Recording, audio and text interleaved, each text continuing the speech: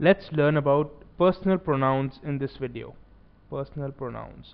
हमने pronouns और types of pronouns में पढ़ा था. Personal pronoun is one of the types of pronouns. So इस वीडियो में we are going to learn about personal pronouns. Okay. So इनकी definition पहले पढ़ते हैं. These pronouns are used for a specific object or person and they change their forms to indicate the different genders, numbers and persons speaking. एक बार दोबारा पढ़ते हैं, समझते हैं क्या है. These pronouns are used for a specific object. एक किसी particular object या person के लिए use होते हैं and they change their forms to indicate the different genders, numbers और person speaking.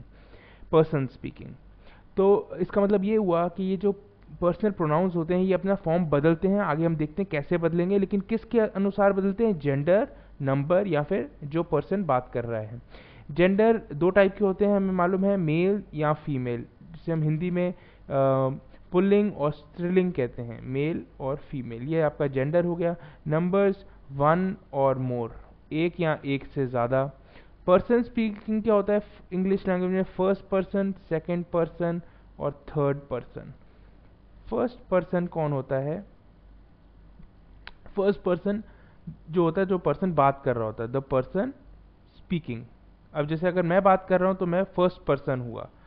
आपसे मैं बात कर रहा हूं तो मैं द पर्सन स्पोकन टू. आप पर्सन स्पोकन टू, आपसे बात करी जा रही है, स्पोकन टू, तो आप सेकेंड पर्सन है. थर्ड पर्सन, अगर मैं आपसे सचिन तेंदुलकर के बारे में बात करूं कि सचिन तेंदुलकर बड़े महान खिलाड़ी हैं, तो वो थर्ड पर्सन है, वो हमारे बीच में नहीं बैठे, वो कहीं और हैं, तो हम थर्ड पर्सन के बारे में बात कर रहे हैं. The person spoken of, spoken of, तो जिसके बारे में बात करी जा रही है वो थर्ड पर्सन होता है. तो इन सब चीज़ों, पर्सन स्पीकिंग, नंबर्स और जेंडर्स के अकॉर्डिंगली ये अपने फॉर्म बदलते हैं. आइए देखते हैं इसका मतलब क्या हुआ, कौन कौन से पर्सनल प्रोनाउंस होते हैं और उन्हें हमें यूज कैसे करना है. ये एक टेबल है, इसको अगर हम देखते हैं अभी, तो ये टेबल देखते हैं. पहले जैसे मैंने ऊपर आपको बताया, यहाँ पे नंबर एक या एक से ज़्यादा, तो नंबर सिंगुलर और प्लूरल हम पढ़ेंगे, सिंगुलर या फिर प्लूरल, एक या एक से ज़्यादा. पर्सन मैंने आपको बताया, फर्स्ट पर्सन, सेकंड पर्सन और थर्ड पर्सन, उसी हिसाब से यहाँ पे लिखा गया है, फर्स्ट पर्सन, सेकंड पर्सन और third person. Gender male, female या फिर न्यूट्रल. और सब्जेक्ट ऑब्जेक्ट, हमें मालूम है सब्जेक्ट जो विषय होता है, जो कार्य कर रहा होता है, ऑब्जेक्ट जो रिसीवर होता है, तो उस एक्शन का रिसीवर होता है. इसी तरह से हम पर्सनल, और ये पर्सनल प्रोनाउंस कौन से हैं? जो यहाँ इन दोनों, यहाँ पे इन दोनों कॉलम्स के अंदर जो हैं, ये सारे आपके पर्सनल प्रोनाउंस हैं. आइए इनका थोड़ा यूसेज देखते हैं. अगर सिंगुलर एक वचन हो और फर्स्ट पर्सन में बात कर, जैसे अगर मैं बात कर रहा हूँ, चाहे वो मेल हो फीमेल हो, वो अपने आप को आई के तरह रेफर करेगा. और ऑब्जेक्ट अगर बन जाए एक सेंटेंस के अंदर तो मी बन जाता है. यू सेम रहता है, यू सेकेंड पर्सन, जो सुनने वाले को हम यू बोलते हैं. इसको एक सेंटेंस बनाकर देखते हैं तो थोड़ी और क्लैरिटी मिलेगी हमारे को. I gave the book to you. अब मैं फर्स्ट पर्सन हूं, मैं बात कर रहा हूं अपने बारे में, तो मैं फर्स्ट पर्सन हूं, मैं सब्जेक्ट हूं, और मैंने देने का कार्य करा, ये वर्ब है, देने का कार्य मैंने करा. किसको दिया मैंने? तुम्हें, you. I gave the book to you. अब रिसीवर यू दोनों में सेम रहते हैं, चाहे वो सब्जेक्ट हो चाहे ऑब्जेक्ट हो. लेकिन अगर मैं ये कह रहा हूं कि तुमने मुझे किताब दी, you gave the book to me, तो मैं यहाँ पे you gave the book to I नहीं बोलूंगा, क्योंकि मैं रिसीवर हूं, मैं सब्जेक्ट नहीं हूं सेंटेंस का, मैं ऑब्जेक्ट हूं.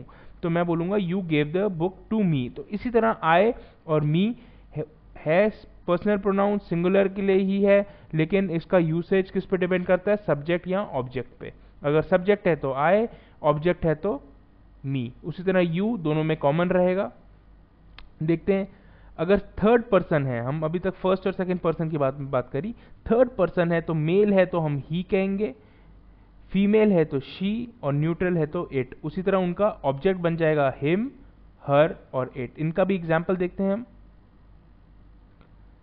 he spoke, इसको दोबारा से लिखता हूं, he spoke to her, उस लड़के ने उस लड़की से बात करी। तो अगर जिसने बात करी वो सब्जेक्ट है तो हमने ही इस्तेमाल करा है, ऑब्जेक्ट वो लड़की है जिससे बात करी गई तो वो हमने हर यूज करा। लेकिन अगर लड़की बात कर रही थी तो हम क्या बोलेंगे, शी। अगर वो सब्जेक्ट थी तो शी स्पोक टू, ही लगेगा या हिम लगेगा, हिम लगेगा बिकॉज ऑब्जेक्ट है वो, she spoke to him.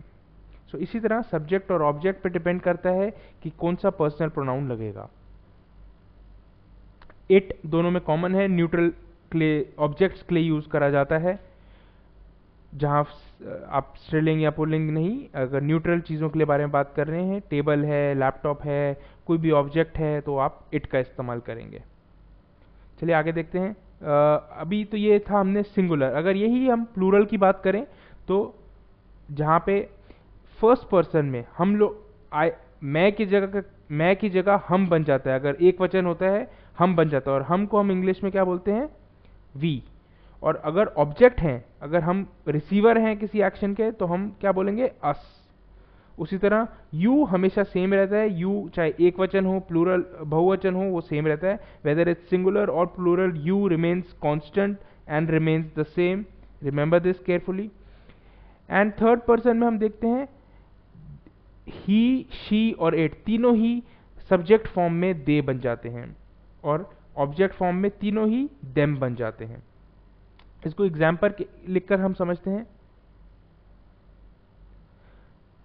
We are living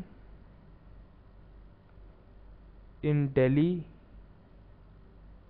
with, अगर हम उनके बारे में बात कर रहे हो, हम किसी और किन्हीं और फैमिली के बारे में बात कर रहे हो, तो हम कह रहे हैं हम उन लोगों के साथ दिल्ली में रहते हैं, तो we are living in Delhi with them. Them, ये देम क्या है, हम दोबारा टेबल में एक बार देखते हैं, ऑब्जेक्ट फॉर्म है, हम उन लोगों के साथ रह रहे हैं, तो we are living with them. अगर वे हमारे साथ रह रहे हैं तो हम क्या बोलेंगे, they are living with us, not we but us, we subject form, us object form। उसी तरह they subject form, them object form, you remains constant। so ये बेसिकली एक टेबल है, इसको आपने ध्यान देना है, इसको समझना है, और पढ़ना है और याद रखना है। आई, मी, यू का यू रहता है, ही का हिम बन जाता है, शी का हर बन जाता है, इट का इट बन जाता है, वी का अस बन जाता है, और दे का देम बन जाता है। तो ये सारे ही पर्सनल प्रोनाउंस कहलाते हैं, पर्सनल प्रोनाउंस। इस वीडियो में इतना ही।